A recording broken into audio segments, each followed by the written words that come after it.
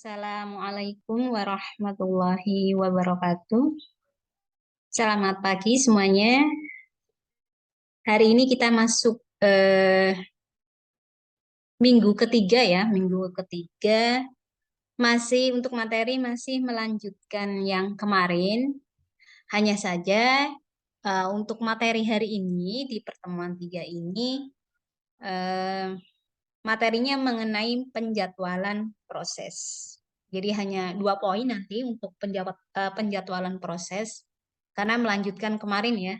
Eh, Oke, saya langsung ke materi saja untuk materi hari ini mengenai penjadwalan proses.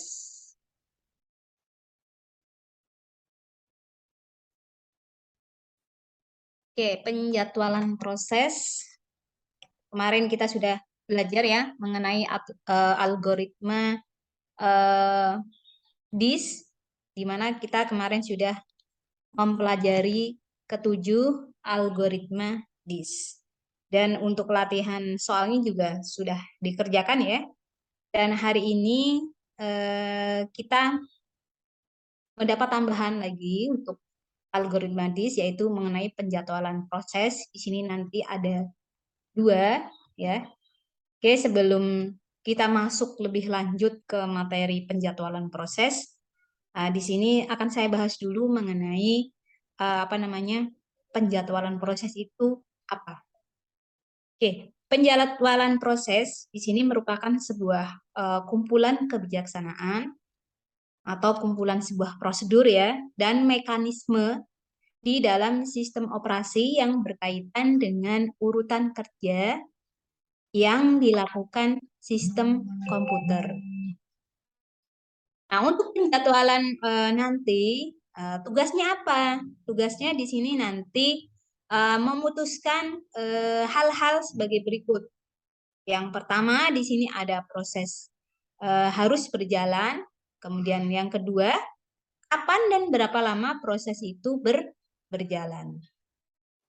Nah, sasaran utamanya apa dari penjadwalan proses ini? Sasaran utamanya nanti tentu saja adalah hasil optimasi kinerja sistem komputer menurut kriteria tertentu. Jadi itu adalah tujuannya, targetnya, sasarannya ya. Jadi sasarannya apa tadi? Sasarannya adalah mencapai optimasi kinerja sistem komputer menurut kriteria tertentu. Nah, kriteria penjadwalan terkait tadi dengan sasaran penjadwalan proses, apa tuh kriterianya? Yang pertama, di sini ada adil. Nah, adil di sini gimana? Nah, adil di sini adalah proses-proses diperlakukan sama, yaitu mendapat jatah waktu layanan pemroses yang sama. Dan tidak ada proses yang tidak kebagian layanan pemroses. Itu yang pertama, adil. Jadi harus sama rata ya antara antrian yang akan dilayani. Jadi diberikan waktu yang sama. Dan layanan pun sama. Jadi waktunya, waktu layanannya, kemudian pemberian layanannya itu harus sama. Itu ya intinya ya, adil. Apa adil? Adil. Adil di sini jadi harus sama antara layanan waktunya dan layanan pemrosesnya. Jadi antara layanan waktu dan layanan prosesnya harus sama. Terus kemudian yang kedua, efisiensi. Nah, efisiensi ini apa? Efisiensi di sini yaitu ketika terjadi pemrosesan nanti dihitung dengan perbandingan rasio waktu sibuk pemroses dengan total waktu operasi sistem komputer. Nah, kemudian yang ketiga ada waktu tanggap. Nah, waktu tanggap ini adalah sistem interaktif yang didefinisikan sebagai waktu yang dihabiskan dari saat karakter terakhir dari perintah yang diinputkan oleh program sampai hasil pertama muncul di perangkat inputan keluaran seperti layar. Jadi di antara perangkat inputan dan outputnya. Kemudian sistem waktu nyata didefinisikan sebagai waktu dari saat kemunculan suatu kejadian sampai instruksi pertama rutin layanan terhadap kejadian yang dieksekusi. Nah, ini mengenai waktu tanggap. Jadi ada 2 poin yang perlu digaris bawahi. Pertama, mengenai waktu yang dihabiskan ketika sebuah karakter itu atau data ya yang diinput dan hasilnya apa atau outputnya. Dan yang kedua, apa? Yang kedua terkait waktu saat terjadi pemrosesan ya atau saat kejadian dieksekusi. Nah, ini 2 poin yang perlu digarisbawahi mengenai waktu tanggap. Kemudian yang keempat ada turnaround time. Di sini ada waktu yang dihabiskan dari saat proses atau job mulai masuk ke sistem sampai proses itu diselesaikan sistem. Nah, waktu yang dimaksud ini gimana? Waktu yang dimaksud ini adalah waktu yang dihabiskan proses berada di sistem. Jadi waktu yang dihabiskan ketika antrian itu proses di dalam sebuah sistem. Kemudian diekspresikan sebagai penjumlahan waktu eksekusi. Waktu eksekusi itu waktu prosesnya ya, dan waktu menunggu dari proses itu. Jadi rumusnya begini, turnaround time sama dengan waktu eksekusi ditambah waktu tunggu. Nah, ini rumusnya. Kemudian yang kelima ada throughput. Di sini adalah jumlah kerja yang dapat diselesaikan selama satu selang atau selama satu waktu per unit waktu. Caranya gimana di sini? Cara untuk mengekspresikannya atau mempraktekannya atau eksekusinya, caranya gimana? Dengan menjumlah proses atau job pemakai yang dapat dieksekusi dalam satu unit waktu tertentu. Ini mengenai throughput. Kemudian selanjutnya tipe-tipe penjadwalan. Tipe-tipenya di sini nanti ada beberapa. Oke, yang pertama di sini ada penjadwalan jangka pendek. Jangka pendek itu berarti kan waktunya pendek ya. Nah, di sini bertugas menjadwalkan alokasi pemroses di antara proses-proses ready di dalam memori utama. Jadi di dalam penyimpanan ya ketika data sudah diproses di CPU-nya, kemudian disimpan di memori utamanya. Nah, penjadwalan ini nanti dijadwalkan setiap terjadi pengalihan proses untuk memilih proses berikutnya yang harus dijalankan. Ini penjadwalan pendek di dalam apa? Di dalam CPU ya. Tentunya semua pemrosesan itu memang dilakukan di CPU karena CPU itu kan otak ya, otak utama komputer. Nah, kalau sudah selesai pemrosesannya di CPU, nanti di sini untuk penjadwalan pendek akan disimpan di memori utamanya. Nah, ini untuk penjadwalan jangka pendek. Nah, kemudian yang kedua untuk penjadwalan jangka menengah. Nah, ini nanti gimana nih prosesnya? Ketika jangka menengah ini ya, prosesnya status ready. Jadi tersedia ya, ketika datanya tersedia, prosesnya akan segera dieksekusi. Kemudian ini di sini langsung dieksekusi, running. Nah, kemudian setelah proses running, jadi proses berjalan. Nah, ini nanti proses selanjutnya apa? Ada waktu tunggu. Nah, kalau sudah nanti proses selanjutnya adalah ready. Jadi sudah ada hasilnya. Ready ya, tersedia. Kemudian yang ketiga ada penjadwalan jangka panjang. Nah, penjadwalan jangka panjang ini bekerja terhadap antrian batch dan memilih batch berikutnya yang harus dieksekusi. atau diproses. Nah, biasanya nanti proses-proses dengan penggunaan sumber daya intensif seperti waktu pemroses, memori, perangkat input dan outputnya, kemudian program-program ini nanti berprioritas rendah digunakan sebagai pengisi. Supaya apa? Supaya pemrosesannya nanti sibuk selama periode aktivitas job-job interaktif rendah. Nah, selanjutnya penjadwalan proses. Nah, di sini ada beberapa poin yang perlu digarisbawahi. Di sini ada tiga ya, tiga istilah yang terkait dengan penjadwalan proses. Yang pertama ada antrian. Nah, antrian ini namanya antrian ya. Kemarin kan sudah kita bahas ya di pertemuan 2 yang mengenai antrian data. Itu kan kemarin kita bahas ada berapa? Ada 7. Nah, oke. Antrian ini apa? Sejumlah proses yang menunggu menggunakan prosesor dan akan diproses sesuai dengan urutan antrian proses. Proses ini berada di dalam memori utama. Seperti itu. Kemudian prioritas. Nah, ini mendahului pada antrian proses.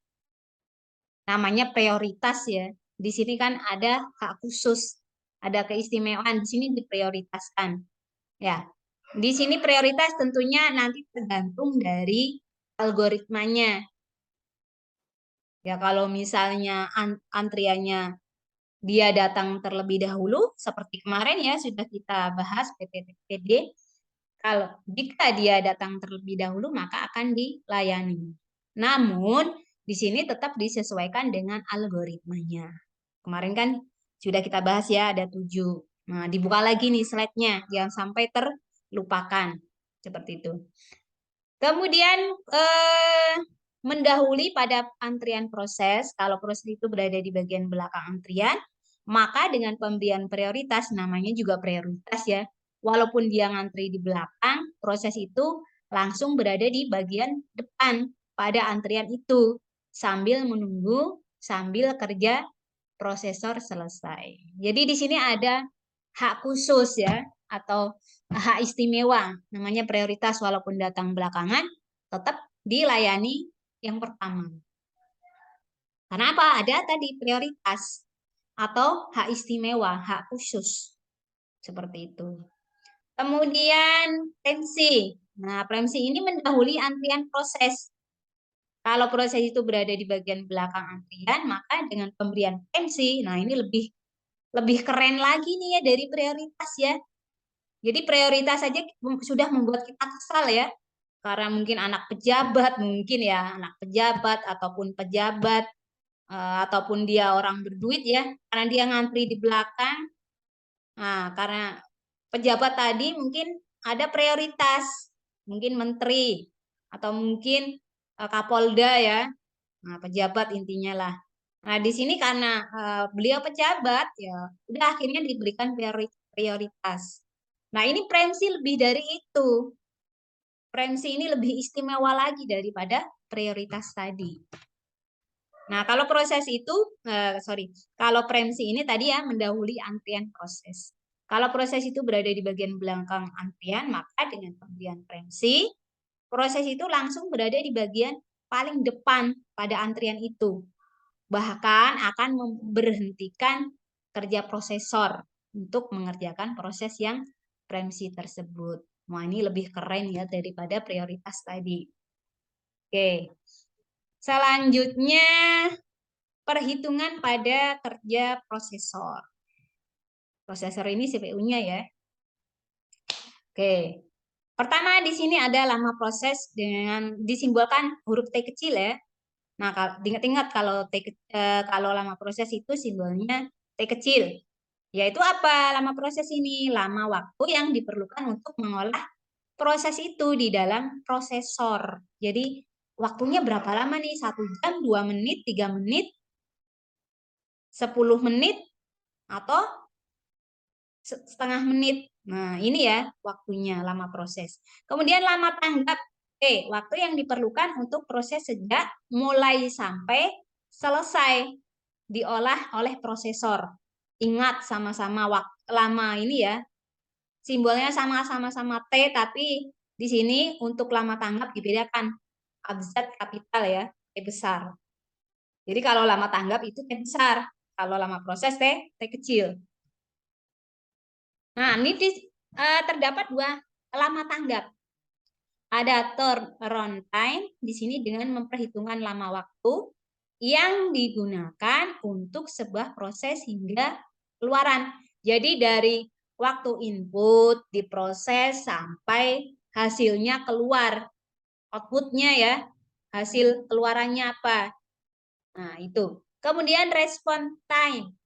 Nah, respon time ini tentunya responnya. Kita memperhitungkan lama waktu yang digunakan untuk sebuah proses hingga keluaran. Jadi ketika antriannya masuk ke prosesor, di sini tidak diperhitungkan waktunya sampai antrian itu keluar, ya. Sampai antrian itu keluar seperti itu. Selesai dilayani maksud saya. Jadi keluar di sini tentunya selesai dilayani. Kemudian rumus penjadwalannya. Nah, di sini rumusnya ada beberapa. Yang pertama, poinnya di sini, jika terdapat n proses, n ini banyaknya ya, banyaknya data antrian yang diproses, serentak ya, diproses secara serentak, serta setiap proses memiliki lama tanggap sebesar T. Tadi lama tanggap dan lama waktu proses. Maka rata lama tanggap TR, jadi TR itu rata lama. TR, R-nya rata, T-nya waktunya. Jadi T itu waktunya, R-nya itu rata, jadi disingkat TR. TR sama dengan jumlah TI dibagi jumlah datanya, N. Jumlah prosesnya. Kemudian waktu sia-sia. Nah, ini waktu sia-sia itu lama tanggap ya, dikurangi waktu proses. Lama proses. Jadi T besar dikurangi T kecil. Tadi lama tanggap dikurangi lama proses. Kalau ini lupa dilihat lagi. Nah, lama proses ya, T kecil ya. Jadi T itu lama tanggap, T kecilnya itu lama proses. Jadi T besar dikurangi T kecil. Nah, waktu yang terbuang dalam antrian atau selama terkena premsi. Nah, tadi hak paling istimewa ya tadi premsi. Ada prioritas, tapi ada yang lebih istimewa lagi dari prioritas. Namanya apa? Premsi. Jadi untuk membedakan ya, jadi di memori kita, oh prioritas itu tentunya yang diutamakan. Tapi kok ada yang lebih diutamakan lagi gitu dari prioritas tadi, namanya apa? Premsi. Ini ya. Kemudian rasio tanggap RT. Rasio R-nya itu rasio, T-nya itu tanggap waktunya. Perbandingan di antara lama proses tadi T kecil terhadap lama tanggap T besar. Nah, rasio yang selanjutnya ada rasio penalti, RP. R-nya rasio, P-nya penalti. Perbandingan di antara lama tanggap terhadap lama proses. Nah, ini perbandingannya. Ini ya, RT tadi lama tanggap, T jadi lama proses dibagi lama tanggap. Kemudian kalau rasio penalti, lama tanggap dibagi T, lama proses. Nah, selanjutnya algoritmanya. Algoritma penjadwalan proses di sini nanti hanya ada dua ya. Yaitu algoritma penjadwalan yang dibahas ya, maksudnya yang dibahas di pertemuan 3 ini hanya dua. Yang pertama yaitu ada algoritma penjadwalan pertama tiba, pertama dilayani, PT-PD. Nah, di sini penjadwalan tanpa prioritas, tanpa premsi. Jadi nggak ada tuh yang namanya tadi ya, aduh, bikin pusing kita aja ya, ada prioritas, ada premsi. Jadi ini masih idealis. Jadi masih sesuai aturan. Jadi ketika pertama tiba, langsung dilayani. Jadi dia dilayani bukan karena prioritas, bukan karena Pepsi tadi. Jadi karena memang sesuai aturan, sesuai prosedur. Seperti itu. Jadi proses yang tiba terlebih dahulu akan dilayani lebih dahulu. Jika tiba pada waktu yang bersamaan akan dilayani sesuai dengan urutan pada antrian. Jadi ketika waktunya bareng ya, jadi bersamaan ya. Nah, gimana cara penyelesaiannya ya? Nanti akan dilayani sesuai urutannya. Jadi ketika datanya sama nih sama-sama 5, nah ini tetap akan dilayani sesuai urutan antrian. Begitu ya, walaupun datanya sama. Misalnya ada 10 data nih. Oh, ternyata 5 nih barengan. Ya, yang dilayani yang mana? Yang mana dulu? Yang sesuai antrian, yang terlebih dahulu. Seperti itu. Nah, ini contohnya. Nah, nanti dibuat seperti ini. Apa? Seperti ini ya. Jadi algoritma seperti ini. Nama prosesnya apa? Misalnya datanya data A, B, C, D, E, F, G dan seterusnya. Nah, saat tiba nih diketahui saat tiba A saat tiba 0, B saat tibanya 1, C saat tibanya 3, D saat tibanya 7. Lama prosesnya gimana? A lama prosesnya 4. Kemudian B lama prosesnya berapa? 7. Kemudian C lama prosesnya berapa? 3. D lama prosesnya 8. Nah, terus selanjutnya ini soalnya ya, soalnya. Kemudian penyelesaiannya, nah nanti ada 2 penyelesaiannya. Dibuat tabel PTD-nya, PTPD-nya, kemudian dibuat barisan proses. Jadi nanti dibuat ini dulu, tabelnya. Tabel PTPD. Isinya ada berapa kolom? Ada 6 kolom. Jadi soalnya dulu tadi ya diketahui ini dimasukkan lagi. Ini kan ada 3 kolom ya, nama proses, saat tiba, lama proses. Nah ini dimasukkan ke sini sama persis, ceplok, di copy paste, nama persis, nama proses, saat tiba, lama proses. Nah kemudian yang dihitung yang mana ya ini. Jadi yang dihitung ini 3 kolom ini, saat mulai, saat rampung, lama tanggap. Nah kita mulai. Nah, saat mulai untuk nama proses A ya, saat mulainya 0. Nih, saat mulainya 0. Lama prosesnya berapa? Untuk A, 4. Kita buat nih. Nah, jadi nanti baris prosesnya dibuat seperti ini ya, tengah-tengah ya. Nih, dibuat tengah-tengah seperti ini. Jadi 4 ya, untuk A lama prosesnya 4 kita hitung. 1, 2, 3, 4. Jadi pertama kalian buat datanya dulu nih. Berurutan sampai berapa terserah. Ini kan kebetulan hanya sampai 30. Boleh kalian kalau misalnya soalnya banyak, boleh sampai 100 boleh. Gitu ya. Sampai 100 boleh nanti dibuat di urutan. Nah, kita lihat tadi. Nah, di A ya. A4. A1, 2, 3, 4. Berarti saat rampungnya di datanya di urutan 4 ya. Nih, 4. Kemudian B. Sekarang yang kedua B diproses. Lama prosesnya berapa? 7. Kita buat 7. 1, 2, 3, 4, 5, 6, 7. Berarti saat rampungnya di 11. Nah, ini ya, sesuai ya. Terus kemudian C. Nah, lama prosesnya berapa? 3. Buat nih, 1, 2, 3. Nah, berarti saat rampungnya di 14. Cocok. Ya. Terus kemudian yang ke terakhir, D. Berapa nih lama prosesnya? 8. Kita hitung. Kita buat nih 8. 1, 2, 3, 4, 5, 6, 7. Berapa? Rampungnya di 22. Berarti cocok ya 22. Sudah nih saat mulai, saat rampung sudah selesai. Kemudian dihitung lama tanggapnya. Lama tanggap untuk A 4. Dari mana? 0 ditambah 4 sama dengan 4. Kemudian, sorry. Saat rampung dikurangi saat mulai. Atau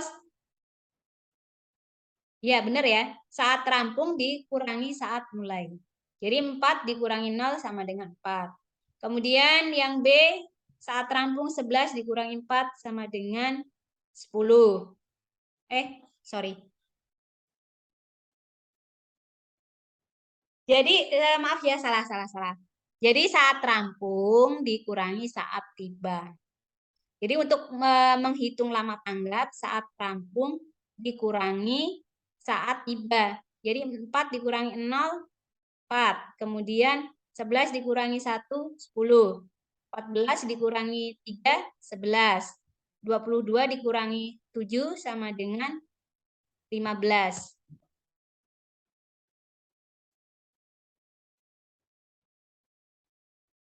Totalnya berapa? 40. Terus dihitung raratanya. Datanya ada berapa? Ada 4. 1, 2, 3, 4. 40 dibagi 4 sama dengan 10. Selesai ya? Bisa dipahami? Bisa. Raratanya itu ya jumlah keseluruhan ini, lama tanggap, dibagi jumlah datanya ada berapa? Ada 4 tadi datanya A, B, C, D. 4 kan? Jadi 40 dibagi 4 sama dengan 10. Selesai ya? Yang kedua ada algoritma penjadwalan proses terpendek dipertamakan. Jadi ini bukan yang pertama dilayani, tapi yang terpendek dilayani terlebih dahulu. Penentuannya berdasarkan pendeknya proses yang dilayani. Jika proses yang terpendek tersebut belum tiba, maka prosesor akan melayani proses yang telah tiba sampai proses tersebut selesai. Jadi, kalau tadi yang pertama tiba dilayani, ini adalah yang terpendek dilayani.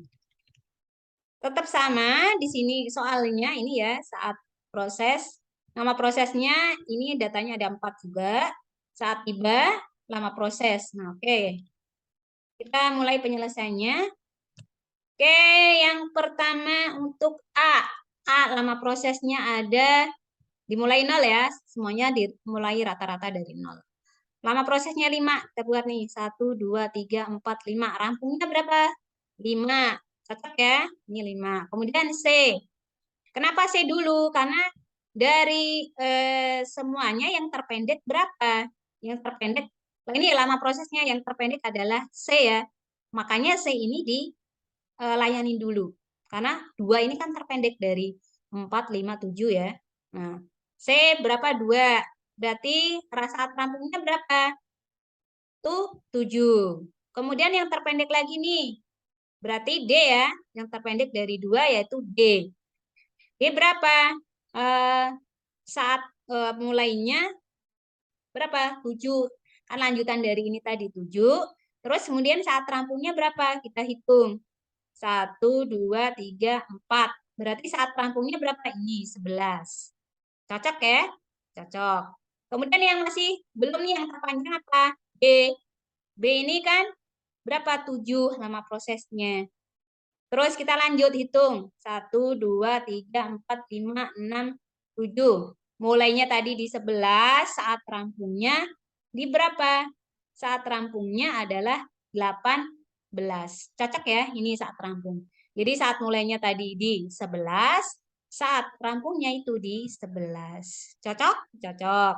Kemudian selesai nih saat rampung kita sudah hitung, kemudian lama tanggap kita hitung. Oke, lama tanggapnya untuk A 5. Kemudian untuk B-nya 15, kemudian untuk apa namanya? Untuk C-nya ada 2, kemudian untuk D-nya untuk data D ada 5. Kemudian di total berapa? Di total semuanya jadi 27, 27 dibagi 4 berapa hasilnya? 6,75. Mudah ya? Mudah sekali. Nah, selanjutnya untuk tambahan contoh dari saya. Nanti ya, ini saya berikan contoh, tapi sekaligus nanti tugasnya. Nah, ini tugasnya nanti hanya 2 saja. Nah, ini ya. Ini nanti silahkan tugasnya dikerjakan untuk pertemuan 3. Nah, ini untuk apa namanya PT PD-nya. Jadi datanya nanti sampai F ya. Kemudian yang kedua ada PTD-nya sama datanya juga sampai F. Nah, ini prosedurnya. Nanti buat tabel PTD-nya dulu. Tadi ya, yang sudah kita bahas tadi. Dihitung saat mulai, saat rampung, lama tanggap, kemudian total lama tanggapnya, kemudian dicari juga raratanya. Tadi lama tangkapnya kan seluruhnya ya. Seluruhnya dijumlah, kemudian terus dicari raratanya. Jadi jumlah lama tanggap dibagi datanya berapa? Nah, di sini datanya ada 6. Nah, dihitung. Kemudian yang kedua, buat barisan prosesnya. Nah, jadi barisan prosesnya dibuat juga nih ya. Tadi ya seperti tadi ya. Kemudian kalau sudah selesai, boleh menggunakan Word, boleh menggunakan uh, PowerPoint, boleh menggunakan Excel, terserah. Yang penting hasilnya benar. Nah, di sini nanti mau pakai format PDF atau Word, terserah. Nanti kalau sudah selesai diupload di MyBase. Nanti deadline-nya sama ya. Deadline-nya nanti 1 minggu. Oke, ini untuk materi hari ini. Oke, demikian ya untuk materi hari ini mengenai penjadwalan proses. Semoga bermanfaat. Jangan lupa untuk subscribe ya untuk channel YouTube saya. Kemudian, jika ada pertanyaan mengenai materi hari ini tentang penjadwalan proses maupun tugasnya, silahkan nanti bisa ditanyakan di grup WA yang sudah kita buat. Oke, demikian yang dapat saya sampaikan. Kurang lebihnya mohon maaf. Saya akhiri. Wassalamualaikum warahmatullahi wabarakatuh.